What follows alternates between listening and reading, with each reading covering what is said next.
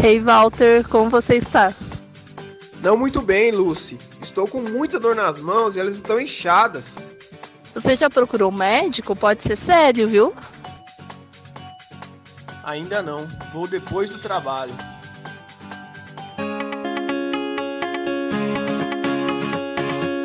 Lembro daquela amiga da minha vizinha, que também teve problemas nas mãos.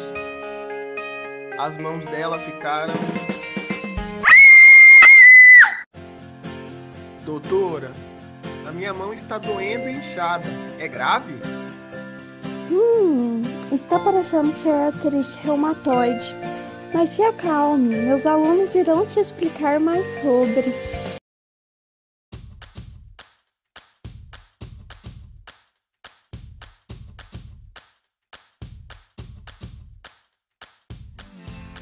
A artrite reumatoide é uma doença crônica, inflamatória, cuja principal característica é a inflamação das articulações, embora outros órgãos também possam estar comprometidos.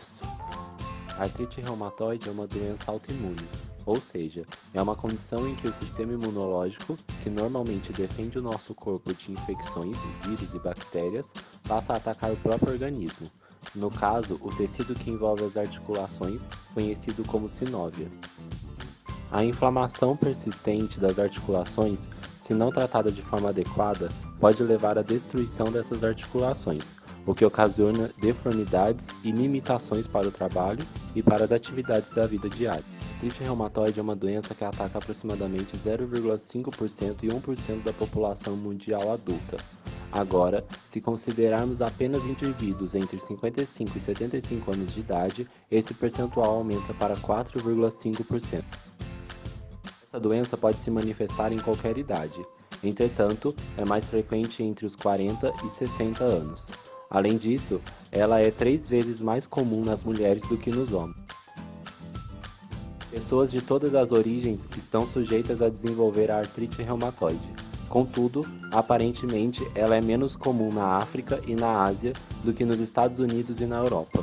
Alguns estudos sugerem que a incidência está diminuindo nos países do norte da Europa em relação aos demais deste continente. No Brasil, um estudo de 2004 mostrou que a ocorrência de artrite reumatoide é de 0,46%, o que equivaleria a quase 900 mil pessoas, levando em conta a população do país registrada no censo de 2010. O aparecimento da artrite reumatoide decorre de vários fatores, os quais incluem predisposição genética, exposição a fatores ambientais e possivelmente infecções. A causa mais importante é a tendência genética, e acredita-se que alguns genes possam interagir com outros fatores causais da doença. Dado esse conhecimento, sabe-se que alguns pacientes com a doença não apresentam estes genes, e a presença destes genes não significa que a doença irá sempre aparecer. Além dos fatores genéticos, inúmeros vírus e bactérias foram investigados como sendo possíveis causas da doença, o que não foi confirmado até o momento. Ainda em relação à causa, é sabido que pessoas que fumam têm grande risco de desenvolver a doença, a qual pode mesmo ocorrer com fumantes passivos. Outros fatores de exposição ambiental, como os poluentes do tipo sílica, também podem predispor à doença. Fatores hormonais também estão relacionados com a artrite reumatoide. A patogênese é complexa e existem múltiplos mecanismos desencadeadores, incluindo tabagismo, infecção, mimetismo molecular, complexos imunes, alteração do repertório e/ou reatividade das células T. Além disso, é provável que os fatores desencadeadores possam ser diferentes de acordo com a herança genética. A idade e o sexo do indivíduo e, portanto, a maturidade do sistema imune podem ser fundamentais para o desenvolvimento da doença. Os papéis relativos do sistema imune celular e humoral no início e na perpetuação da artrite reumatoide são muito debatidos. Ambos parecem ser importantes. Assim, o mecanismo presente na fase inicial da doença é distinto daquele que perpetua a doença crônica. Células T, particularmente as células ativadas do tipo TH1 e TH17, parecem predominar nos tecidos sinoviais. Essas células T ativadas secretam e estimulam a proliferação sinovial. Muitos acreditam que, embora a artrite reumatoide possa inicialmente ser desencadeada por um antígeno exógeno, o processo, uma vez iniciado, pode ser perpetuado por autoantígenos. Os papéis centrais no andamento do processo inflamatório são as citocinas derivadas dos macrófagos, particularmente interleucina 1 e o fator de necrose tumoral alfa. O sistema imune humoral também desempenha um papel importante. O fator reumatoide é um anticorpo que reconhece a porção FC do IgG como antígeno e é o marcador sorológico da artrite reumatoide. O porquê da sua produção excessiva e o seu papel exato na doença ainda não foram esclarecidos. A ação do fator reumatoide pode aumentar a ativação do complemento e resultar na liberação de enzimas lisossomais, cininas e radicais livres de oxigênio. As manifestações podem ser de ordem intraarticular ou extraarticular. Nas articulares, as áreas mais afetadas são as mãos, pés e punhos, sendo esses fatores responsáveis em grande parte pela caracterização e incapacitação da doença. Nas grandes articulações, as mais acometidas são os joelhos, cotovelos e tornozelos. Uma característica importante é a simetria das lesões, fazendo com que ambos os lados sofram com a artrite. Cistos na região poplítea do joelho podem comprimir artérias e nervos, causando edema e dor. A lesão mais comum é o desvio dos dedos da mão, conhecida como pescoço de cisne.